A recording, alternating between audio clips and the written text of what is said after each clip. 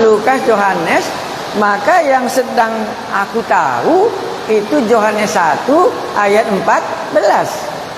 Firman menjelma menjadi manusia dan diam di antara kita, dan kita telah melihat kemuliaannya. Jadi bisakah melihat Allah di dalam Matius, Markus, Lukas, Yohanes? Maka setiap kali Yesus mengadakan mujizat, mereka katakan apa? Hal yang demikian belum pernah kita lihat. Sebagai umat Israel nggak pernah mereka lihat dari sejak lahirnya buta bisa disembuhkan. Karena ini Allah yang hadir di tengah-tengah mereka. Dulu pernyataan Allah belum sempurna. Sekarang orangnya sudah datang di tengah-tengah kita. Itu maka sujud mereka menyembah Yesus. Nah, kalau ini mungkin bisa menolong kupikir. Ya. Karena aku sedang memikirkan khotbah bagaimana caranya supaya bisa mengerti gitu. Jadi kalau kau baca Matius, Markus, Lukas, Yohanes, berarti sedang kau menggumuli aku mau mengenal Allah yang sekarang menjelma menjadi manusia. Aku berjumpa dengan pribadi Allah ini. Dari mana aku berjumpa? Dari apa yang dikatakannya. Umpamanya lah, berbahagialah orang yang menderita. Bisa kamu mengerti kalimat itu? Berbahagialah orang yang miskin di hadapan Allah. Kan nggak ngerti? Bagaimana bisa berbahagia orang miskin? Ya, pasti yang dimasukkannya ini karena kita hanya berpikir secara dagingnya. Nah, kan kembali kita, ini daging tadi. Oh, mana bisa berbahagia orang miskin? Daging. Tapi berbahagia orang yang miskin nanti ada di sambungnya ya. Ya, karena dia merasa kurang.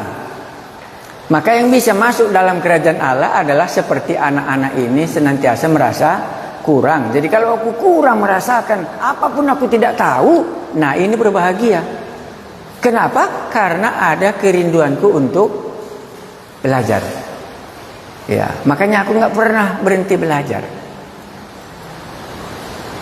Sebelum bapak-bapak datang aku sudah belajar duluan. Sebelum khotbah aku tadi bawa Alkitab ke ini makan lamin. Sambil minum kopi aku belajar Alkitab ini. Apa nanti disampaikan. Ku bawa HP ku ini sambil minum kopi ku pelajari apa artinya ini. Karena masih lapar aku. Ini apa maksudnya gitu. Makanya berbahagia. Karena Tuhan masih bisa berbicara. Makanya kalau kamu nanti berdoa supaya kami mendengar firman Tuhan, kalau nggak usah lagi kita berdoa seperti itu bagaimana? Kalau berdoa pun tetap enggaknya dapat. Firman Tuhan yang mana yang kamu harapkan? Maka tadi aku bilang kalau kita pergi ke pajak ikan, sudah tahu kita, oh aku mau beli horden rupanya gitu ya. Aku mau beli spray gitu ya. Ya, ini juga sama. Maka pernah aku ceritakan di sini, aku mau menyelidiki Abraham. Dalam 100 tahun, Abraham hanya mendengar firman Tuhan 8 kali. Bayangkan dulu, 100 tahun Abraham.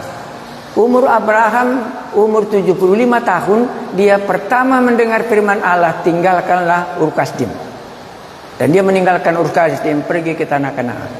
Dan selama 100 tahun, hanya 8 kali Allah berbicara kepadanya. Itulah Bapak kita Abraham. Kita tiap minggu mau mendengar firman Allah, benar atau salah. Supaya nanti kita yang ahli-ahli mendengar firman Tuhan ini maksudku. Iya. Ya, baru aku sendiri berapa kali aku mendengar suara Tuhan yang jelas. Kita kan nggak boleh khotbahkan orang, tapi kita sendiri tidak punya pengalaman. Itu namanya bohong. Itu nggak bisa. Jangan kamu khotbahkan yang kamu tidak tahu, tapi kalau kamu menyampaikannya itu menjadi orang Parisi nanti. Itu nggak boleh. Itu nggak boleh. Makanya aku terkejut kalau Abraham 100 tahun. Dan yang terakhir kali didengar Abraham, apa yang dikatakan Tuhan ialah, jangan bunuh anakmu ini. Allah yakan, berhentilah. Karena Allah menyediakan, inilah anak domba Allah yang mengangkut dosa dunia. Kembali kepada Yohanes pasal 1 ayat 29. Supaya nanti kita serius. Oh, enggak gampang mendengar firman Tuhan. Itu nomor 1. 100 tahun Abraham, cuma 8 kali Allah berbicara kepadanya. Waktu kuselidiki itu terkejut kali aku. Ya, jadi aku menghargai kalau Tuhan berbicara itu tidak seperti beli kacang goreng di pinggir pasar.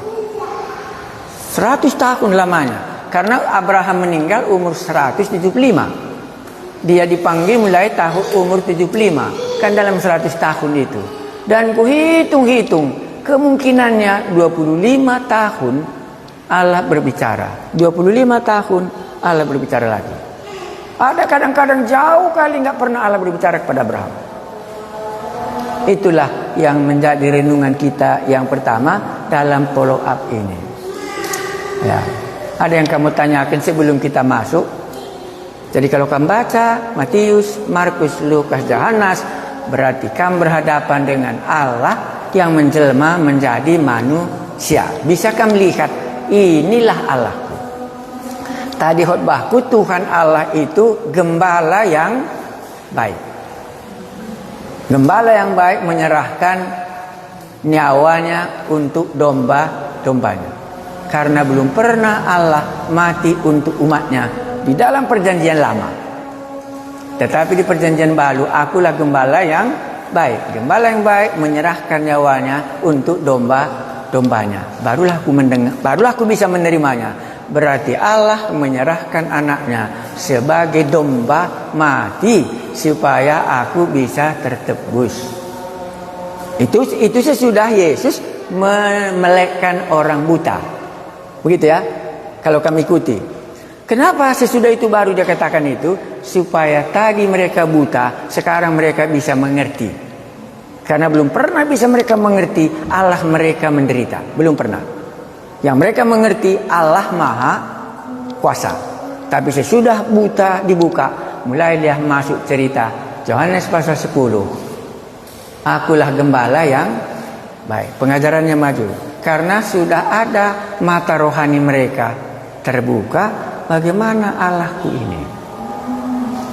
Nah, inilah start pointnya.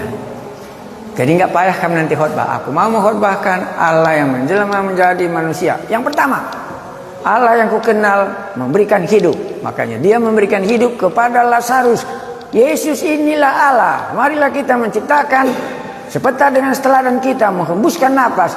Tuhan Allah memberikan napas kepada Adam. Inilah dia si Lazarus, hidup oleh Yesus. Akulah kebangkitan dan hidup. Aku jumpa dengan engkau yang memberikan napas kepadaku. Itu kan nggak payah. Tapi kalau aku belum pernah di mana pajak ikan, maka ku carilah di Padus, kan nggak jumpa-jumpa. Demikianlah kamu mencari membaca Alkitab itu, hilang dia. Jadi kalau di gereja di tempat lain, dia belajar Alkitab dulu setiap mau masuk gereja.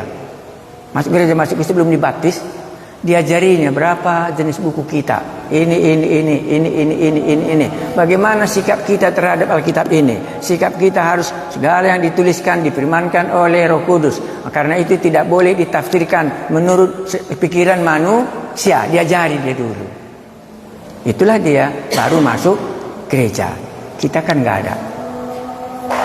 Nah, inilah dasar-dasarnya.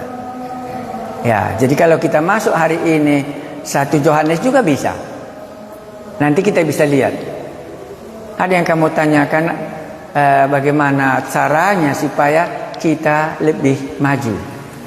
Kalau anak sudah 5 tahun nggak ada giginya, bisa kita heran. Jadi kalau kita sudah 5 tahun lahir kembali dan nggak ada gigi kita, nggak bisa menggigit. Maksudku nggak bisa menggigit salah. Ini benar. Kegelapan ini terang. Ini neraka, ini surga. Itu sudah ada giginya. Injil Yohanes menceritakan firman menjelma menjadi manusia. 1 Yohanes menceritakan bagaimana orang yang sudah percaya itu. Itu semua surat nanti sama. Ya, inilah bedanya. Sehingga follow up ini mantap sama kita. Jadi nggak bisa sama setiap hari. Ya, anak yang kecil kan nggak bisa sama dengan abangnya sudah masuk universitas, ya, nggak bisa. Kita juga sama. Ya, jadi cara untuk baca Alkitab satu sisi sudah bisa. Matius 4 buku inilah berjumpa aku dengan Allahku yang menjelma menjadi manusia. Kalau Musa hanya berjumpa dia di Gunung Sinai, itu pun nggak ketemu dia dengan Allah. Hanya suaranya didengar Musa. Maka setiap Allah datang dalam bentuk api, dalam tiang awan, dalam petir, hanya dalam menakutkan. Kenapa dibuatnya menakutkan? Tahu kita kenapa setiap Allah menyatakan diri dibuatnya menakutkan? Supaya jangan orang ini berbuat dosa. Jadi takut artinya tidak berbuat dosa. Itu artinya. Takutlah akan Tuhan. Berarti aku tidak berbuat dosa. Itu kata mereka. Jangan nanti mati kami takut berjumpa dengan Tuhan Musa gitu. Tuhan katakan apa? Bukan supaya kamu takut kepadaku dan kamu tidak berbuat dosa. Itu artinya takut akan Tuhan. Bukan takut seperti ular, bisa kita dipatoknya, bukan gitu maksudnya. Takut akan Tuhan artinya supaya jangan kamu berbuat dosa. Itu maka setiap kali dia menyatakan diri dalam hebat ya. Tiang awan seperti membelahnya Laut Merah umpamanya. Dia putar lantas terbuang, semua orang ketakutan. Cuma satu tujuannya, supaya jangan kamu berbuat dosa. Makanya kalau kita berbuat dosa sebenarnya kita tidak takut. Itu artinya dianggap sepele saja. Itu artinya takut akan Tuhan. Kan itu dalam Alkitab kita. Tapi dalam Perjanjian Baru, nah di sini sedikit, di sini majunya sedikit. Akulah gembala yang baik. Biasanya gembala mengambil keuntungan dari mana? Dombanya. Tapi ini enggak, akulah gembala yang baik. Gembala yang baik menyerahkan nyawanya untuk dombanya. Di sini sudah berbeda sedikit. Ya, disinilah Yesus membasuh kaki murid. Nah, inilah dia yang bisa kita menangkap sedikit Allahku itu bagaimana. Jadi kalau ini sudah gampang, kalau ini sudah masuk konsep kita, tidak payah kamu merasa khotbah. Tidak payah. Sedikit pun tidak payah. Ya, akan tercapai apa yang dimaksudkan dalam Alkitab ini. Oh, hari ini Tuhan Allahku mau menyatakan diri. Panggillah suamimu. Tuhan Allahku yang hadir di sini mau mengatakan, perempuan Samaria engkau bejat moral. Kan nggak payah kita. Makanya Yesus Tuhan Allahku memanggil suaminya. Dia bukan mau merendahkan, tetapi supaya dosanya dapat diampuni. Ya. Di mana orang itu semua? Kan pasal 8 ya. Tidak ada kamu hukum engkau. Tidak, aku pun tidak menghukum engkau. Tapi jangan lagi lah berbuat dosa. Gembala menyerahkan nyawanya untuk dombanya, nggak payah kamu khotbah. Tapi kalau nggak tahu di mana pajak ikan, pergi kita ke Pajis, itu jumpa kita di situ barang-barang mahasiswa semua. Ini kata kuncinya.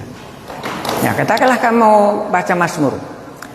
Mazmur ini payah kali bacanya. Enggak, Mazmur itu semua hidup pengalaman umat Israel dibuatnya menjadi nyanyian. Akulah gembala yang baik. Mazmur 23. Itu pengalaman Raja Daud waktu dia mau dibunuh oleh Raja Saul. Dituliskannya lah Mazmurnya itu. Jumpa kita Mazmur 32. Aku dalam berbuat dosa. Mazmur 51. Itu juga pengalaman Daud. Makanya Mazmur nggak payah membacanya, karena itu pengalaman hidup umat Israel dan dinyanyikan di Bait Allah. Makanya aku bilang tadi, beriman nggak bisa dilepaskan apa yang kita alami. Baru bisa kita katakan kepada orang lain. Jadi kalau kita tidak alami, Pak, bolehkah aku sampaikan? Boleh. Tapi kamu nanti lihat hasilnya menjadi orang Farisi, mengeraskan hati orang. Akan keluarlah nanti cakapnya, Pak, gampang mengkhotbahkan, Pak, tapi sulit. Ini akibatnya. Ini akibatnya. Karena dia tidak lakukan dan dia khotbahkan, muncul pengertian itu. Inilah dia side effect-nya. Waktu kita mengkhotbahkannya, keluar yang negatifnya. Tapi kalau apa yang kita alami seperti Mazmur tadi kita ungkapkan, itu umumnya tak akan muncul seperti tadi. Munculnya cuma dikatakannya, ya terima kasihlah, aku belum sampai pertolongan Tuhan dalam hidupku seperti Tuhan sudah menolong Anda. Paling-paling seperti itu. Tapi masih ada harapan nanti akan maju. Nah itu. Cukup kalau sudah bisa kamu sedikit ya. Jadi kalau nanti mau, cobalah kamu khotbahkan Matius, Markus, Lukas, Yohanes. Tujuannya cuma satu, mengungkapkan Allah yang di sorga sudah datang di tengah-tengah kita. Apa saja dibuat Yesus menunjukkan dia Allah di sorga datang ke bumi supaya kami datang menyembah dia. Gak payah kamu khotbahkan. Coba besok, ini Yesus datang ke Sakeus. Kan ke Sakeus ya. Kan Sakeus jumpa dengan Yesus ya. Ini jumpanya semua muka dengan muka. Bukan seperti Musa, tanggalkan kasutmu. Bukan seperti itu lagi. Separuh dari hartaku. Kan langsung keluar. Kalau ada aku buat begini. Kalau Musa apa dikatakannya? Tanggalkan kasutmu. Dikasih tahu dulu baru dia tahu harus ada dosa. Kalau Sakeus tahu? Enggak tahu dia. Dia langsung sadar bahwa dia orang berdosa. Demikian juga Simon Petrus. Waktu tangkap banyak ikan, pergilah daripada aku karena aku ini orang berdosa. Begini juga perempuan yang di Samaria. Mungkin dialah itu. Kenapa? Diceritakannya semua. Tahu dia apa dalam hidupku. Kurasa dialah itu. Kan mantap. Karena pengalaman. Ya. Jadi apa yang kita alami dengan Tuhan, sebenarnya tidak payah kita menceritakannya. Siapa yang sudah dengarkan 50 khotbahku itu, tak payah kamu khotbah. Cerita Tuhan Allahku. Kan begitu. Orang buta sejak lahirnya disembuhkan. Dan akhirnya dikatakannya, Yesuslah yang sudah menyembuhkan aku. Tuhan Allahku membuat aku dapat melihat kembali karena dialah penciptaku. Kan sederhana. Ya. Cukup kah? Bisa kamu nanti baca Alkitab berjumpa dengan Tuhan Allah dulu. Coba nanti kalau kamu berdoa, kami mau mendengar firman Tuhan. Firman Tuhan yang mana yang kamu harapkan? Maka maju kita selangkah lagi. Sekarang firman itu dulu ditulis. Kan ditulis ya. Sekarang orangnya sudah datang. Itulah Yesus Kristus sendiri. Sekarang apa yang dibuatnya inilah dituliskan oleh muridnya. Tetapi pengungkapannya sudah berbeda. Oke, kalaupun belum ada, tapi kan selangkah demi selangkah. Kita berdoa. Kami mengucap syukur ada bagian yang bisa kami pelajari. Tadi malam kami belajar hidup oleh roh, bukan hidup oleh daging. Ini merupakan rahasia dalam hidup kami. Apakah kami nanti sampai sebagai orang rohani? Tahu kami hidup di dalam roh, dan tahu kami hidup di dalam daging. Sekarang kami mau membaca bagaimana kami membaca 1 Yohanes ini yang dituliskan oleh Yohanes. Dalam dalam Injil Yohanes diceritakan firman telah menjelma menjadi manusia. Dan tujuannya supaya kami percaya. Tetapi di dalam 1 Yohanes supaya kami yang sudah percaya ini tahu bahwa kami sudah memiliki hidup yang kekal itu.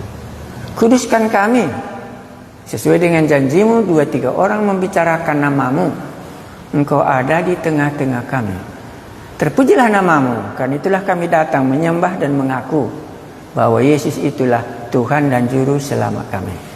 Amin. Baik, kita coba di belakang 1 Yohanes pasal 5. Yohanes ini tidak seperti Paulus. Dia senang di akhir tulisannya dibuatnya temanya. Makanya kita coba lihat 1 Yohanes pasalnya yang ke-5. Ini juga kan 5 ya, sudah penutup ini ya. 1 Yohanes pasal 5 sudah kita lihat. Nanti kita sedikit lihat ke depan, baru kita baca pasal 1. Yohanes pasal 5 itu, ini kita supaya jangan terlalu banyak kita baca saja ayat 10. 1 Yohanes pasal 5 ayat 10. Barang siapa percaya kepada anak Allah ya. Nanti apa artinya percaya? Kembali kita ke Injil Yohanes. Barang siapa percaya kepada anak Allah, ia mempunyai kesaksian itu di dalam dirinya. Barang siapa tidak percaya kepada Allah, ia membuat dia menjadi pendusta, karena ia tidak percaya akan kesaksian yang diberitakan Allah tentang anaknya. Dan inilah kesaksian itu, Allah telah mengaruniakan hidup yang kekal kepada kita, dan hidup itu ada di dalam anaknya. Barang siapa memiliki anak, ia memiliki hidup. Barang siapa tidak memiliki anak, ia tidak memiliki hidup. Semuanya itu kutuliskan kepada kamu, supaya kamu yang percaya kepada nama anak Allah tahu bahwa kamu memiliki hidup yang kekal. Boleh kita baca ke bawah. Tapi saya hanya mau mengambil sikap, semuanya itu kutuliskan kepada kamu, supaya kamu yang percaya kepada nama anak Allah tahu bahwa kamu memiliki hidup yang kekal. Jadi 1 Yohanes ini supaya kita bisa tahu bahwa kita sudah memiliki hidup yang kekal itu. Jadi doa kita bukan tiap hari mengundang Yesus masuk, karena aku sudah memiliki hidup yang kekal itu. Ini tujuan 1 Yohanes ini, supaya kamu tahu bahwa kamu sudah memiliki hidup yang kekal. Nah, inilah yang perlunya kalau kita menceritakan kesaksian kita, bagaimana kita telah memiliki hidup yang kekal itu. Ya sudah ya. Kalau begitu, Injil Yohanes tadi apa tujuannya? Mari kita lihat. Tujuan Injil Yohanes itu juga ditulisnya pada bagian yang terakhir. Yohanes pasal 20 itu ya. Udah tahu kan? Ya, Yohanes pasal 20 itulah tujuan dia menulis. Ya. Jadi kita bisa langsung menyadari kalau kubaca 1 Yohanes, berarti dia akan memberitahukan kepadaku bahwa aku sudah memiliki hidup yang kekal untuk meneguhkan, sehingga aku tidak akan ragu-ragu lagi. Itu tujuannya. Bagaimana caranya nanti bisa kita lihat.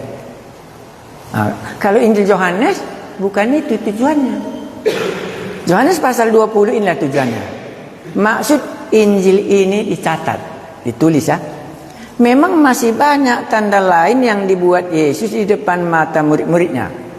Berarti masih panjang khotbahnya Tuhan Yesus ya, yang tidak tercatat dalam kitab ini. Tetapi semua yang tercantum di sini telah dicatat. Untuk apa? Supaya kamu percaya. Jadi Injil Yohanes membawa kita percaya. Nah, oke. Bagaimana di dalam Injil Yohanes ini umpamanya perempuan Samaria sampai percaya? Ada ceritanya. Bagaimana orang buta bisa percaya? Ada ceritanya. Bagaimana orang lumpuh di kolam Bethesda pasal 5 sampai percaya? Ada ceritanya. Ini yang di sini diceritakan. Bagaimana Thomas bisa sampai percaya? Ini Injil Yohanes. Tapi kalau 1 Yohanes bukan itu tujuannya. Tujuannya supaya kita tahu ini sudah memiliki hidup yang kekal. Tak perlu lagi kau ajari aku. Ini menanggah ajaran sesat. Supaya kita tidak goyang dan kita tidak pindah agama. Orang pindah agama karena dia tidak tahu apa yang dia miliki. Itu. Ya, makanya dijumpa kita di sini bagaimana 1 Yohanes ini meneguhkan supaya orang yang sudah tahu bahwa dia sudah selamat tidak kapanpun akan mundur. Itu yang kita baca di sini. Tapi kalau dia belum percaya, itu bacalah Injil Yohanes. Percaya di sini hal apa? Percaya di sini artinya apa? Ya inilah Allah itu, kan sangat sederhana. Percaya di situ sangat sederhana. Inilah Allah yang ada di dalam kitab Kejadian. Inilah Allah yang Musa bertanya tentang namanya. Siapa namamu? Nanti aku tidak tahu mengkhotbahkannya kepada umat Israel. Aku adalah aku. Akulah terang, akulah kebangkitan. Inilah yang dicari oleh Musa di padang gurun itu. Inilah pencipta langit dan bumi. Iya, itu artinya sangat sederhana. Inilah Allahku, ini setan kau. Makanya Injil Yohanes nggak ada satu pun setan di dalamnya. Supaya jangan kita nanti keliru. Injil Yohanes tidak ada satu pun mujizat tentang okultisme. Karena dia hanya mau menyatakan, akulah aku. Percayakah kau atau tidak? Cuma itu yang mau disampaikan. Katakan saja Nikodemus, melihat semua apa yang kau buat itu, kami tahu bagaimana engkau telah diutus oleh Allah. Diutus oleh Allah artinya inilah Allah yang sudah menjelma menjadi manusia. Itu artinya. Ya, itu artinya sangat sederhana. Mesias anak Allah kita nggak ngerti kali terlalu jauh. Firman menjelma menjadi manusia, Allah menjadi manusia. Inilah Allahku. Makanya pengakuan Thomas komplit. Apa dikatakannya? Ya, ya Tuhanku, ya Allahku. Sederhana ini dia. Nah, jadi ke situ kita bawa kalau orang khotbah karena nggak dikenalnya Allah.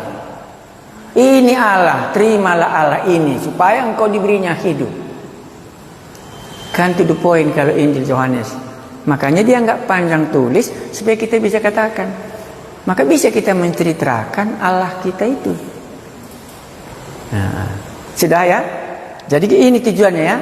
Ya. Jadi kalau tadi disambungnya lebih panjang, ya namanya kan orang sekolah. Kita kan nggak banyak sekolah. Ya. Jadi kalau kita tahu ini, makanya aku ngerti kali aku, Tuhan bagaimana aku bisa percaya kepadamu? Langsung ku ingat sekali dalam doaku jam 12 malam itu. Tuhan Yesus, engkau tahu aku mencari Allah penciptaku. Kalau engkau lah Allah penciptaku itu, buatlah aku tidur malam ini. Amin. Kan muka jumpa dengan muka. Karena kita mau menghadap Allah, kan tidak ada perantara, tidak lagi ada imam-imam, tidak ada lagi nabi-nabi, karena semuanya sudah menjadi satu di dalam diri Yesus Kristus. Ya, karena aku tahu berhala-berhala tapi aku tidak tahu dari mana aku diciptakan. Singkat saja dia. Nah, inilah tadi dia. Jadi bisa kamu khotbah, sudah bisa kamu bayangkan Allah yang menjelma menjadi manusia, bisa banyak dibuatnya di bumi, tujuannya cuma satu, supaya orang itu percaya bahwa Allah sudah datang ke bumi ini, dan sesudah itu dia kembali ke surga, karena memang dia bukan penduduk bumi, karena namanya Allah, Tuhan Allahku. Diberi namanya Yesus supaya jangan salah memanggilnya, karena banyak berhala. Jadi kalau Matius, Markus, Lukas, Yohanes 4 ini, supaya aku percaya ada yang bisa kusembah.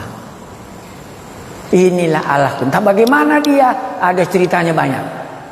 Jadi setiap ada cerita dalam Matius, Markus, Lukas, Yohanes, itu menceritakan Allah yang sudah tinggal di antara manusia. Maka ceritanya cerita manusia, bagaimana dia menolong kita. Ya sudah bisa ya. Oke, jadi kalau gitu dalam follow up ini, mari kita lihat 1 Yohanes tadi, apa yang diungkapkannya, sehingga aku tahu bahwa aku sudah memiliki hidup yang kekal. Supaya jangan nanti kita ke neraka. Ya, kita bilang kita dengar firman Tuhan, waktu ditanya apa maksud firman Tuhan, nggak bisa kita jawab. Kan setiap minggu kami kalau khotbah di sini, kita berdoa supaya hamba Tuhan menyampaikan firman Tuhan. Apa yang diharapkan jemaat ini? Aku pikir bingung saya. Firman Tuhan yang bagaimana? Matius, Markus, Lukas, Yohanes, kitab Ulangan, kitab Kejadian. Firman Tuhan yang bagaimana maksudnya? Kalau ke dapur kita sudah tahu, yang belum makan, makanlah. Kalau mau makan buah, ya buahlah. Kalau mau minum, minumlah. Kalau kita mendengar firman Tuhan yang mana? Kan bisa kamu fokus.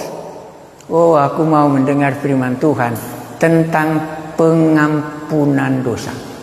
Kan to the point. Aku mau mendengar firman Tuhan neraka. Bagaimana Allahku menyatakan neraka itu? Kan jelas firman Tuhan itu. Aku mau menyatakan firman Tuhan tentang surga. Kan jelas.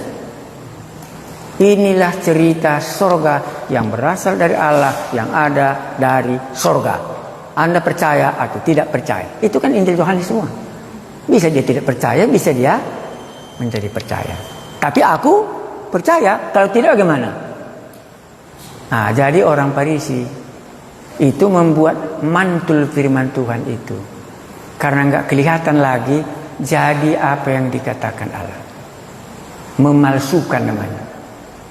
Nah, itulah permulaan dulu. Jadi Yohanes ini karena dia memiliki Roh Kudus, 1 Yohanes juga ditulisnya karena mereka sudah membaca Injil Yohanes, mereka sudah menjadi percaya.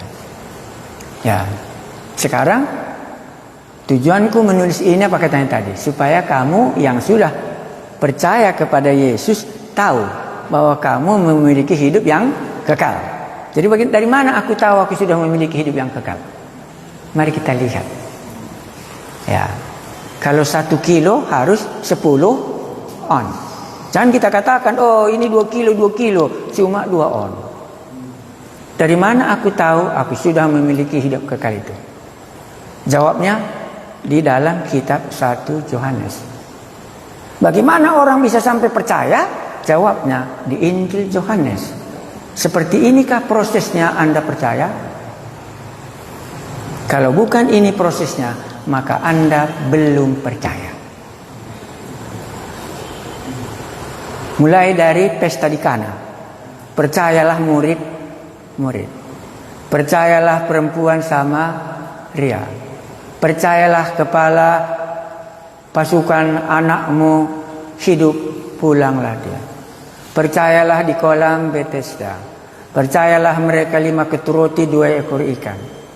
Percayalah orang buta. Percayalah Lazarus dibangkitkan. Proses percaya 1 per 1. Ada 7. Sampai nanti terakhir Thomas pun secara pribadi menjadi percaya. Engkaulah Tuhanku dan Allahku. Itu artinya percaya. Jadi ada reason, alasan. Kenapa aku percaya Yesus ini adalah Tuhan dan Allahku. Ada alasan. Nanti baca, setiap orang percaya di dalam Injil Yohanes ada alasan. Jadi kalau aku percaya saja, tapi nggak ada alasan, itu 1 kilo 2 on Anda buat, nggak akan tahan itu, jatuh nanti itu. Ya, tapi ini alasanku, maka aku sudah percaya kepada Yesus. Begini prosesnya, aku percaya. Ya. Itu nanti Anda baca Injil Yohanes. Karena Injil Yohanes tujuannya tadi supaya kita percaya. Bagaimana proses orang percaya? Ada 7 ceritanya. Bagaimana murid-murid percaya satu persatu secara mendetail. Bagaimana prosesnya seorang demi seorang bisa sampai percaya. Aku bagaimana prosesnya aku bisa percaya? Adakah di sini atau aku aneh? Ya, kalau aneh ya berarti tidak benar ya. Jangan nanti kita pertahankan, nggak bisa jadi itu nanti. Ya, tapi kalau kita lihat, oh aku percaya seperti ini. Makanya Thomas itu baik kali Tuhan Yesus sama dia. Karena kita ini banyak Thomas. Kalau tidak aku masukkan ini, kapan pun aku nggak percaya. To the point. Tuhan Yesus, Thomas, mari. Engkau Tuhanku dan Allahku pribadi. Makanya kita tidak sama. Kami percaya, kita tidak pakai kata kami percaya. Aku percaya. Setiap orang masing-masing sikapnya terhadap Yesus siapa. Jadi sudah bisa kami 4 ini, setiap cerita kami bisa khotbahkan ini tentang Yesus ya. Katakan saja adalah 4 pencobaan di padang gurun, kan itu gampang. Kenapa Yesus menang nak?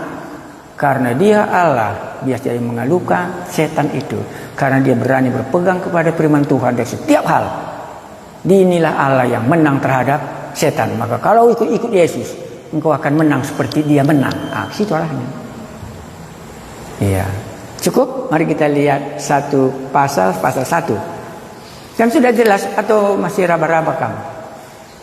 Kita 4 hari ini ya. Ya. Kemarin hidup dalam roh. Sekarang ini kita hidup Injil Yohanes, proses sampai percaya. Jadi nanti kalau kamu follow up, dengarkan dulu bagaimana dia sampai percaya. Percaya tentang apa? Percaya tentang Yesus adalah Allahnya kah? Karena kalau dia mengaku kepada Yesus yang mati di kayu salib, dosanya tidak akan diampuni. Karena ada 3 mati di kayu salib, sudah 1000-an orang disalibkan oleh Pilatus. Yang bisa menyelamatkan hanya yang satu ini. Kalau engkau nanti datang sebagai raja, ingatlah aku. Dia percaya ini adalah Allah. Karena Allah cuma dapat mengampuni dosa. Maka lihatlah anak domba Allah yang mengangkut dosa dunia. Jadi kalau kamu menekankan hanya Yesus mati di kayu salib tanpa klarifikasi Yesus ini yang mati ini adalah Allah, nggak bisa mengampuni dosanya, nggak bisa. Nah, inilah baru nanti kita sudah diajari terima Tuhan Yesus, kok nggak jadi yang baru katanya. Ya karena dia nggak cuma gambar cabai di situ dijilatnya kan nggak pedas. Coba dijilatnya tuba kan langsung kena dia. Isi itu salahnya. Sudah bisa ya, nanti kan bisa lihat, oh begini rupanya. Baru mungkin supaya jangan sebelah. Jadi kalau begitu bagaimana khotbah etika? Tahu kamu khotbah etika? Itu di mana letaknya? Nah, mari kita nanti jumpa di sini. Tapi sudah kamu tahu duluan, Allah dulu, nanti ada etika. Lahir dulu baru ada tabiat anak-anak. Kan begitu. Kalau dia belum lahir kan nggak bisa ada tabiat anak-anak kita. Jadi nanti itulah khotbahnya etika. Sudah, mari kita lihat 1 Yohanes pasal 1. Ya, aku harap enggak pun semuanya kali, tapi ini sudah mewakili keseluruhannya. Kesaksian rasul-rasul tentang firman hidup. Apa yang telah ada sejak semula, yang telah kami dengar. Jadi diceritakannya tentang Allahnya, yang telah kami dengar, yang telah kami lihat, fakta, dengan mata kami, yang telah kami saksikan, dan yang telah kami raba dengan tangan kami tentang firman hidup. Itulah yang kami tuliskan kepada kamu. Makanya nggak payah bagi mereka menuliskannya, karena semua nyata kali dalam pengalaman hidupnya tentang firman Allah menjelma menjadi manusia. Berikutnya, hidup itu telah dinyatakan dan kami telah melihatnya, dan sekarang kami bersaksi dan memberitakannya kepada kamu tentang hidup kekal yang ada bersama-sama dengan Bapa dan yang telah dinyatakan kepada kami. Yohanes 1 ayat 14 lah. Yohanes 1 ayat 1 sampai berikutnya. Apa yang telah kami lihat dan yang telah kami dengar itu kami beritakan kepada kamu juga. Ceritakanlah Allah Anda, kan itu kita ulang-ulangnya. Iya, supaya kamu pun beroleh persekutuan dengan kami. Jadi mereka bersaksi supaya punya persekutuan. Karena kalau tidak sama, nggak bisa bersekutu. Itu kuncinya. Ya, baru berikutnya. Supaya kamu pun beroleh persekutuan dengan kami. Dan persekutuan kami adalah persekutuan dengan Bapa dan dengan anaknya Yesus Kristus. Dan semuanya ini kami tuliskan kepada kamu supaya sukacita kami menjadi sempurna. Jadi khotbah itu menambah sukacita kita karena kita menceritakan Allah kita kepada orang lain. Karena apa yang kita tahu kita ceritakan supaya mereka juga mendapat bagiannya.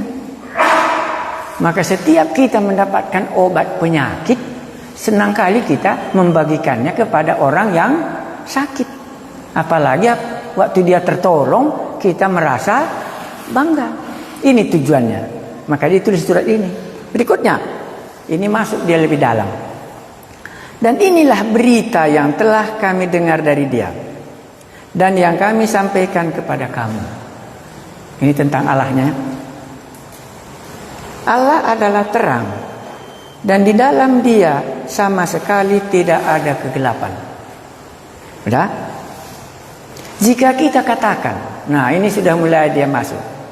Jika kita katakan bahwa kita beroleh persekutuan dengan dia, namun kita hidup di dalam kegelapan, kita berdusta dan kita tidak melakukan kebenaran, tidak memiliki hidup yang kekal. Ayat 9, ayat 7. Tetapi jika kita hidup di dalam terang, sama seperti dia ada di dalam terang, maka kita beroleh persekutuan seorang dengan yang lain. Dan darah Yesus, anaknya itu, menyucikan kita daripada segala dosa.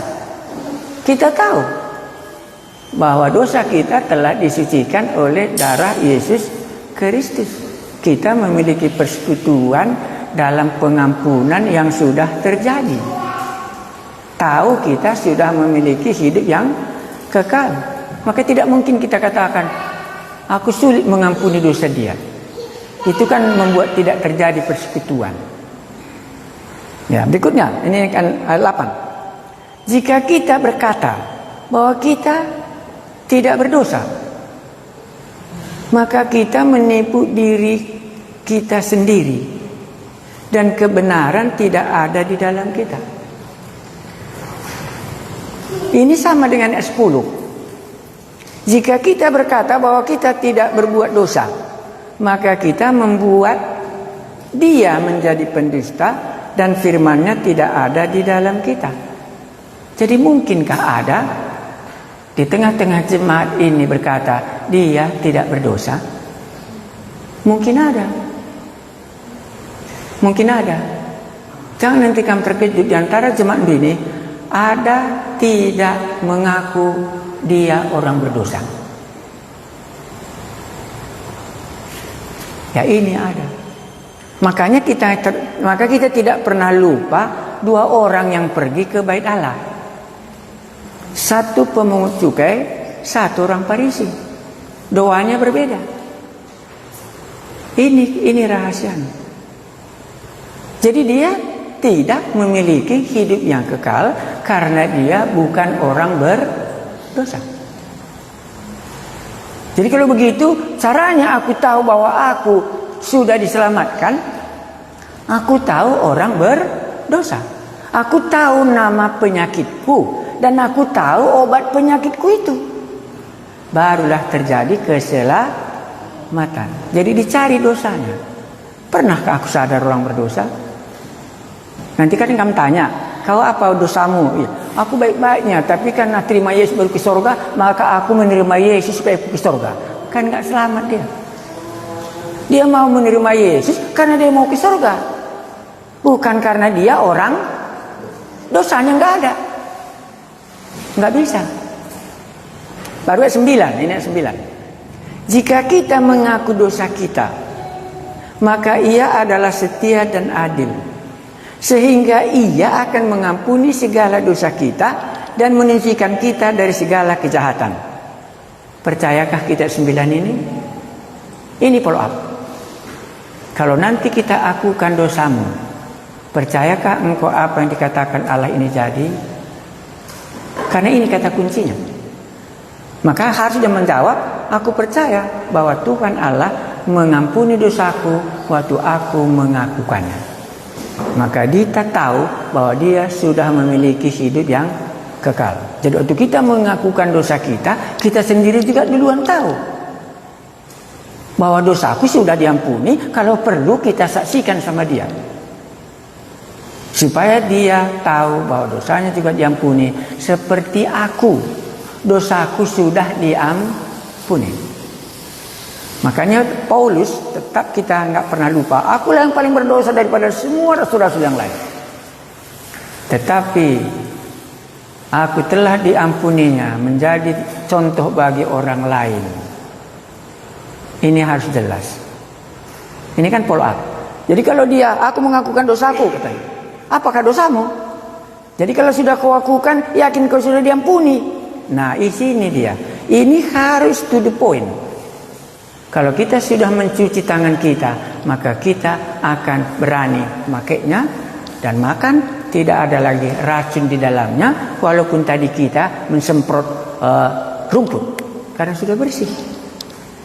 Jika kita mengaku dosa kita, inilah jalannya dosa diampuni. Aku dulu begini caranya, supaya dia lihat bagaimana kita. Berikan contoh. Bagaimana Anda yakin dosa Anda sudah diampuni? Makanya aku tahu bahwa aku sudah memiliki hidup yang kekal itu. Ini pasal 1. Udah kan langkah pertama ya.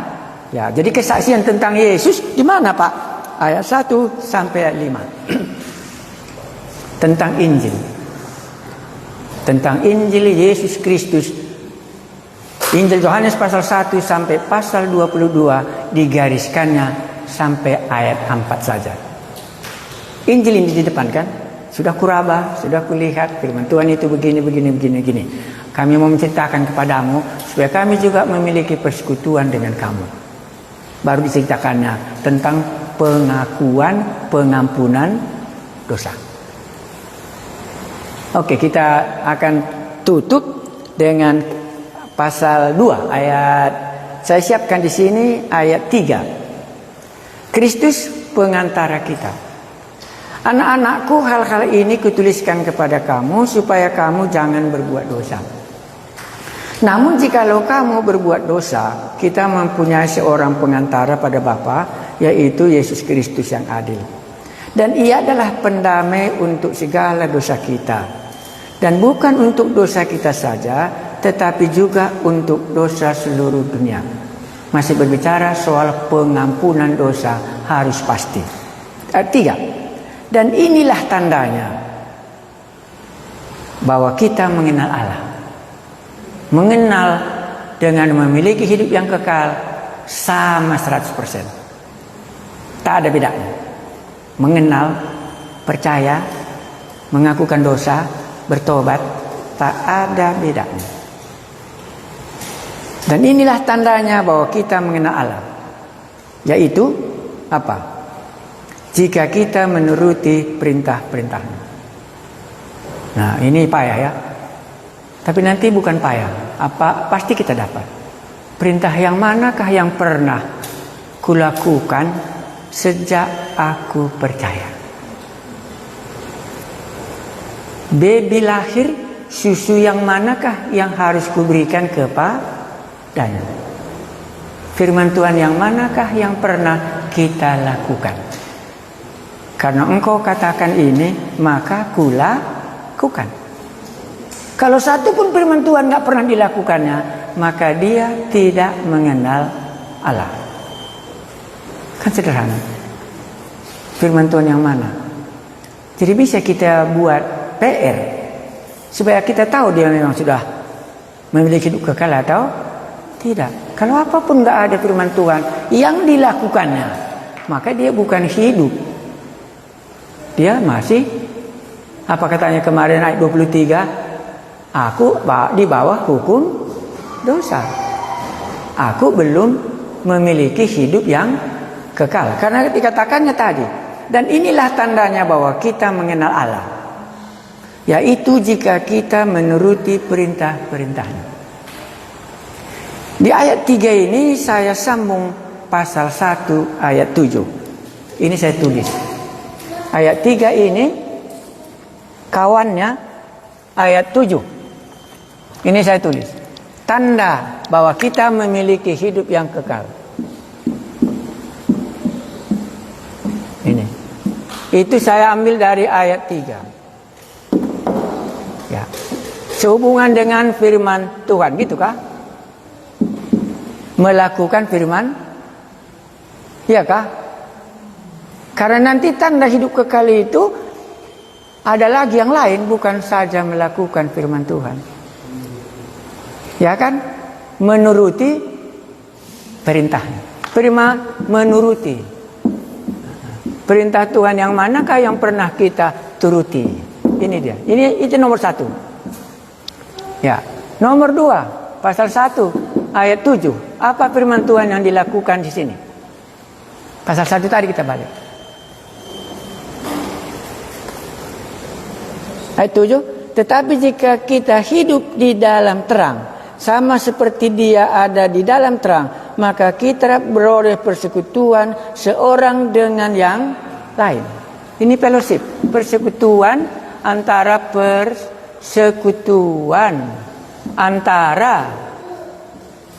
orang-orang yang sudah selamat. Ya, ini dia. Ini persekutuan di sini. Terjadi orang kerajaan Allah. Ya, oke. Satu lagi pasal 3 ayat 14. Pasal 3 ayat 14 itu tentang apa? Silakan baca satu orang.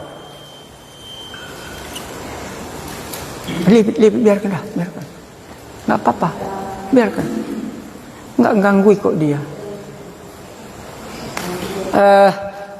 Pasal 3:14. Awas nak jatuh nanti. Oh, tahu dia. Biarkan. Udah ngerti dia lowang itu.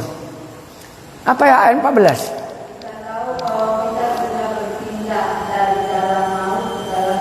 Ya. Yaitu karena kita mengasihi saudara kita. Barang siapa tidak mengasihi, dia tetap di dalam maut. Ya, kasih. Sejak aku bertobat, adakah kasihku keluar? Atau dulu pun tidak mengasihi, sekarang pun tidak mengasihi? Sama. Ini cirinya, ya. Oke, yang pasal 4:13. Pasal 4:13 itu apa? Ini kasih. Ini etika, kalau kamu katakan tadi etika, tapi ini kasihnya dari salib ini. Kalau pasal 4:13 apa? Ya. bahwa kita tetap berada di dalam Ya. dan dia di dalam kita. Ya. Dia telah mengaruniakan kita mendapat bagian dalam rohnya. Iya, ini yang tadi malam. Adakah Roh Kudus di dalam aku? Ini tadi malam. Adakah Roh Kudus di dalam aku? Kalau setan datang, kita tahu kerasukan setan. Kalau dosa datang, kita tahu ada dosa. Sekarang tahukah aku bahwa Roh Kudus sudah ada di dalam hidupku? Terakhir, itu pasal 5 ayat 2. Pasal 5 ayat 2. Ini terakhir. Pasal 5 ayat 2 itu apa? Inilah tandanya bahwa kita mengasihi anak-anak Allah, Ya. yaitu apabila kita mengasihi Allah serta melakukan perintah-perintahnya. Ya. Kembali lagi, adakah perintah Allah yang aku lakukan? Nanti kita tutup. Jangan terlalu banyak. Masih ada ceritanya situ. Kembali ke sini. Adakah firman Tuhan yang harus kuturuti? Nikodemus minta dia orang percaya. Kan kita kembali ke Injil Yohanes melihat orang-orang yang percaya. Nikodemus jadi orang percaya kapan? Waktu dia Yesus mati di kayu salib, waktu pembelaan ya. Ya, ini dia tandanya dia sudah percaya. Adakah kasihnya? Dia mengasihi Tuhan Yesus waktu Yesus dikuburkan. Ya, adakah Roh Kudus dalam dia? Ada, karena dia harus lahir oleh Roh Kudus dan sendiri. Oke, yang lain lagi yang sudah percaya di dalam Injil Yohanes. Siapa lagi kita bisa lihat? Satu-satu. Akhirnya tidak bisa keliru bahwa memang aku sudah lahir kembali. Kalau ini satu pun aku tidak tahu, maka samalah aku. Aku masih Roma pasal 2, pasal 7 ayat 23, belum masuk pasal ayat 24. Aku masih manusia celaka. Ini dia. Inilah dia. Kalau ini ada, maka dia akan bertumbuh semakin taat. Dia semakin mengasihi orang yang percaya. Dan kasihnya berlimpah. Kuasa Roh Kudus dalam hidupnya. Dan dia semakin mentaati firman Tuhan. Kalau lima-limanya satu pun gak ada, maka dia tidak mengenal Allah. Dia tidak memiliki hidup yang kekal itu. Masih banyak. Nanti waktu kita baca berikutnya, kalau kamu baca, kamu temukan nanti lebih banyak lagi. Ya, kita baca sampai ayat 6 supaya selesai kita. Dan inilah tandanya bahwa kita mengenal Allah, yaitu jika kita menuruti perintah-perintahnya. Sejak aku bertobat, perintah Allah yang pertama aku lakukan ialah mengasihi Tuhan Allahku lebih daripada ibuku sendiri. Langsung to the point. Itulah firman Tuhan yang pertama aku dengar. Karena ibuku sangat menangis waktu aku pergi sekolah teologi, waktu aku pergi ke Tibet. Dia hancur hatinya. Karena semua pemilih mengharapkan akulah. Ini firman Tuhan yang pasti pertama aku lakukan. Aku mentaati Tuhan Allahku lebih daripada ibuku sendiri. Karena itu apa yang disuruhkannya ku terima dalam kasihku, tapi apa yang dikatakan Allah itu yang kulakukan. Maka sering dia katakan, jangan kasih uang sama dia supaya jangan dia pergi. Gereja kasih uang juga, akhirnya ada ongkosnya pergi, jangan kalian kasih gitu. Karena dia mau menahan supaya kami jangan pergi. Itulah firman Tuhan yang pertama yang harus saya lakukan. Oke, mengasihi. Yang pertama kasihku kutunjukkan itulah kepada satu kawanku. Orang karo, dia preman di kawan jahil. Dan dia bertobat, dia pintar main gitar. Ku bawa dia ke dalam rumahku, di rumahku dia tinggal. Aku harus kasih makan minum dia terus Sampai ku cari sponsornya, masuk sekolah teologi ke Batu Malang. Duluan dia berangkat sekolah teologi daripada aku sendiri. Tambah gelandangan, itulah kasihku yang paling dalam. Ku ingat satu yang paling membuat aku terkejut. Cuma satu termosku, ku berikan sama orang gelandangan ini. Lama aku nggak datang, dia merokok. Dijualkannya termos ini kepada teman sampingnya, karena dia sudah lebih sehat. Baru ku tanya, di mana kau buat termos itu? Ya bapak nggak datang-datang, aku kan masih perokok pak, jadi nggak tahan, nggak merokok. Ku jual sama teman itu, gitu. Baru aku sadar, ini karena kasihku. Satu kali lagi, dia sudah berbuat dosa, kan sudah dilayani. Itu di Jalan Bengkalis nomor 2. Itu nomor 12 tempat kami dulu. Masuk pasir ke matanya. Tapi karena dia mencuri ya, persekutuan diceritakannya semua bagaimana dosanya. Akhirnya dia katakan, biarlah pak, kualami penderitaan ini. Itu yang sampai sekarang. Tidak usah didoakan, biarlah penderitaan ini kualami. Siap kebaktian, jam begini jam 9. Aku pulang dari Jalan Bengkalis naik sepeda ke Jalan PWS. Tahu kan Jalan PWS di belakang Carrefour, situ rumahku. Kudayung sampai di rumah. Biasanya kami orang Karo tahu obat mata supaya keluar pasirnya itu kunyit. Dia mana punya kunyit? Dia di gelandangan, dia tidurnya di kaki 5 itu hanya di bawah lampu itu. Ku coba tidur, tapi nggak bisa. Itu orang gelandangan itu nangis. Jadi bagaimana Tuhan? Ya kalau kau mau tidur, tidurlah. Tapi orang gelandanganmu itu sedang menangis. Karena di rumahku itu orang toba ada kunyitnya di dapur. Nah barulah ku dayung sepeda ini jam 10 dari rumah malam terus ke Jalan Bengkalis. Bengkalis itu Sambu sekarang, karena di situ dia. Pas dia di lampu itu terkejut kali dia. Memang dia nggak tidur saking sakitnya. Barulah ku bangunkan dia. Yoh kok batang bapak dari? Tapi kau tadi bilang sakit. Inilah obatnya, nah bilang. Taruhkanlah ke matamu ya, aku bilang. Ya pak katanya. Minggu depan sudah datang dia persekutuan. Sini aku tahu bukan kasihku. Naik sepeda kembali dari Carrefour, setengah jam baru sampai itu ke sana. Itu karena malam. Kalau siang nggak bisa, jalan kaki. Nah, bagaimana aku tahu Roh Kudus sudah ada di dalam diriku? Nah, tapi ini agak agak sulit. Tapi mana tahu bapak ibu nanti nggak miliki sejauh itu pun nggak tahu apa. Aku tahu Roh Kudus ada dalam hatiku, yaitu salah satu yang paling bisa nggak lupa aku ya. Diberikannya penglihatan yang belum pernah kualami. Ada penglihatan, baru satu kali lagi diberikannya ke bahasa roh. Ya ini bahaya ini kupikir. Tapi itu yang mau masukku tadi nggak usah terlalu konkret karya di sini. Tapi lebih dalam lagi, aku yakin menafsirkan Alkitab itu karena ada Roh Kudus dalam aku. Aku mengerti nanti kitab suciku ini. Gitu.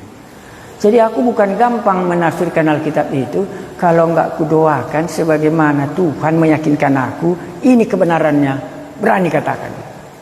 Waktu khotbah di radio Kaban Jahe, seringkali sesudah khotbah aku takut. Khotbahmu itu berbahaya. Kau nanti sebentar lagi akan ditangkap orang. Karena kau katakan demikian, menyinggung gereja siang itu. To the point. Barulah duduklah aku. Memang betul. Tapi akhirnya aku katakan, kalau ku tarik ini Tuhan, nggak usah lagi khotbah. Karena itu ku tahankan. Lindungilah aku. Tahu? Tidak berapa lama kemudian langsung datang surat sama kami. Jangan lagi khotbah bahasa Karo. Karena di radio harus khotbah bahasa Indonesia. Baru aku tahu pada hari itulah rupanya aku sedang di dalam pergumulan. Gitu. Jadi kalau ini kita tidak tahu, ini kita tidak tahu, ini kita tidak tahu, ini kita tidak tahu, ini kita tidak tahu, maka anak kita belum lahir. Nggak boleh kita kasih susu, kasih baju, nanti dia tidak akan masuk dalam kerajaan surga. Ini cirinya. Nanti tambah banyak lagi. Kalau nanti Bapak baca terus ke bawah, nanti akan menemukan lebih banyak lagi.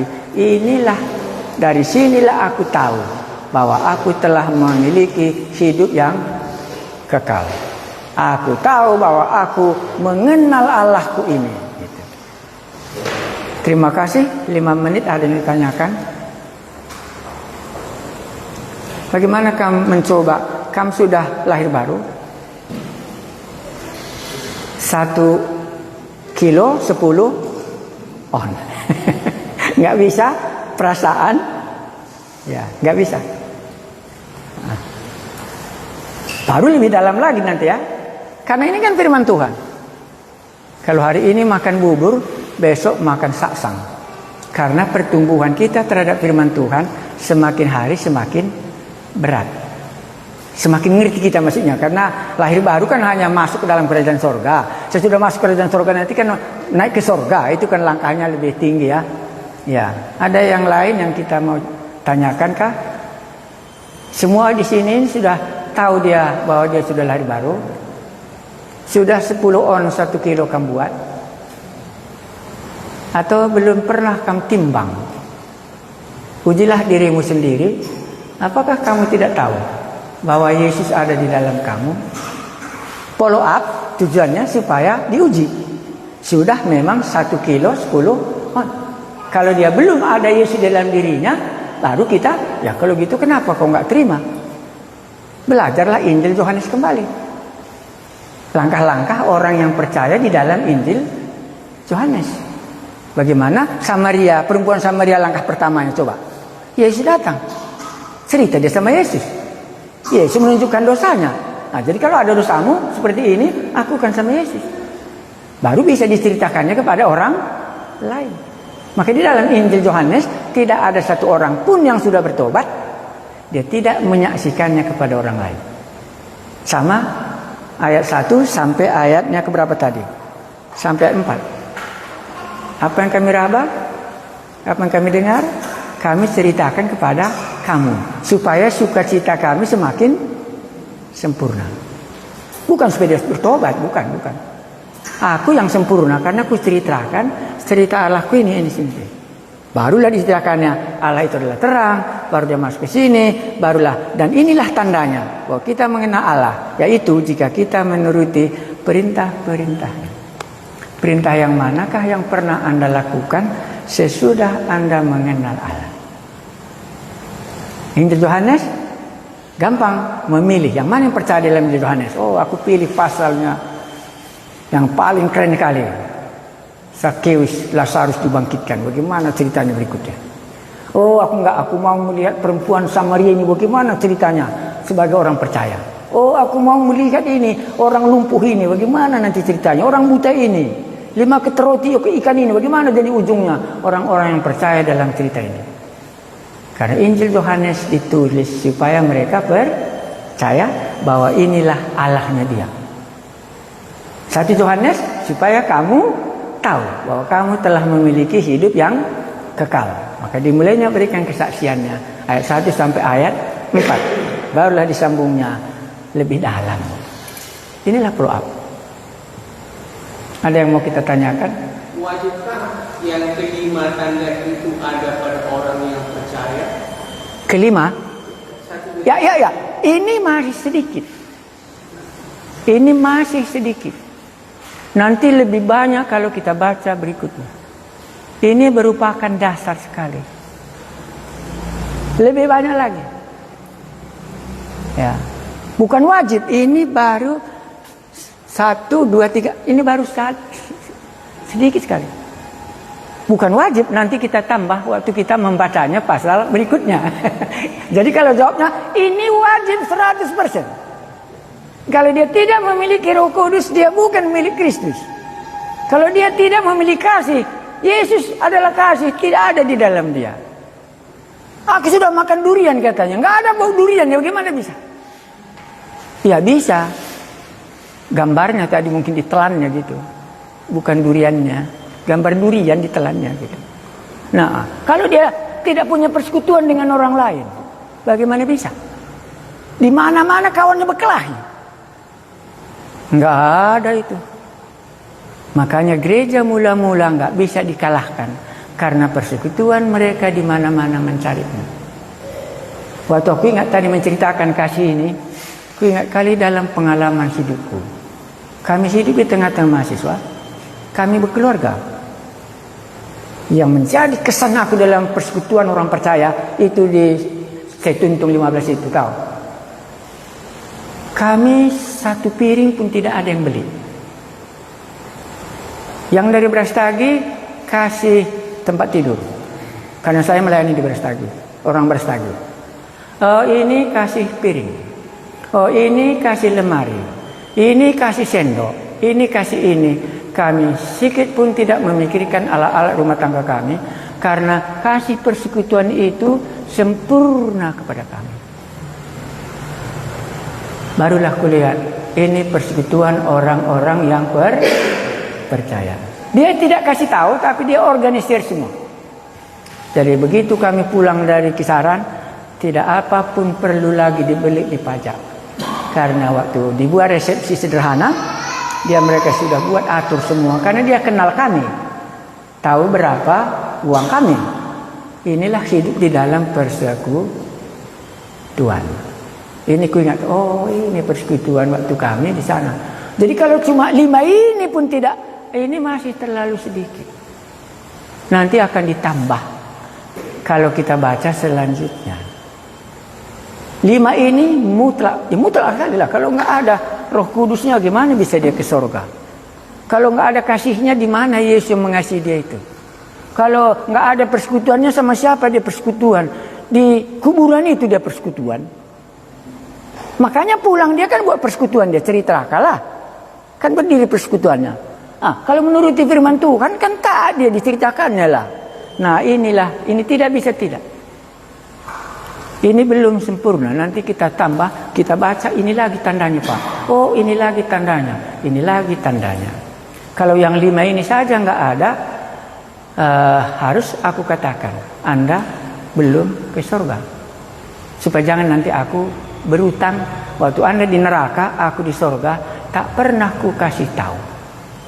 Anda bukan masuk surga. Karena ini 1 kilo 10 orang, standarnya tidak sampai. Ya, belum lagi tadi doktrinnya. Ini kan tadi kan aku baca doktrinnya 1-4. Percayakah kamu ayat 1, 2, 3, 4? Kan enggak bertanya tadi. Apa yang kita harus percaya ayat 1, 4 dan 5? Ada dagingnya Yesus, bisa kuraba, bisa kulihat. Inilah pengakuan Thomas konkret sekali. Inilah dagingku Thomas, mati untuk dosamu. Inilah kuasa pengampunan dosa penderitaan yang sudah kualami. Hai maut, di manakah ada kebangkitan? Percayakah engkau sudah kukalahkan dosa itu? Ya Tuhanku, ya Allahku. Itu percaya di sini kepada firman Tuhan. Jam 9 sampai di sini dulu. Kita berdoa. Bagaimanapun hidup kami sama dengan hidup rasul-rasul dahulu, ada bagian yang bisa kami mengerti. Terima kasih, kami masih lanjutkan besok sama lusa. Kami mencoba membaca tanda-tanda orang yang sudah mengenal Yesus. Dan tanda-tanda bahwa Roh Kudus ada di dalam hati kami. Dan yang sangat tidak bisa kami bohongi, yaitu firman Tuhan yang sudah kami turuti. Tuhan Yesus ada di tengah-tengah kami, menghadap, berjumpa dengan kami satu persatu, supaya Roh-Mu yang kudus menjamah hati kami dan dapat kami yakinkan bahwa kami sudah diselamatkan. Dan kami juga dapat diyakinkan belum, sehingga ada hari depan di mana Yesus akan menjumpai Nikodemus. Terima kasih Tuhan kalau Engkau berikan kekuatan kepada jemaat-Mu ini, kepada hamba-Mu ini, duduk merenungkan bahwa kami mengenal Allah kami, Yesus Juru Selamat kami, dan kami mau menceritakannya kepada orang lain. Amin.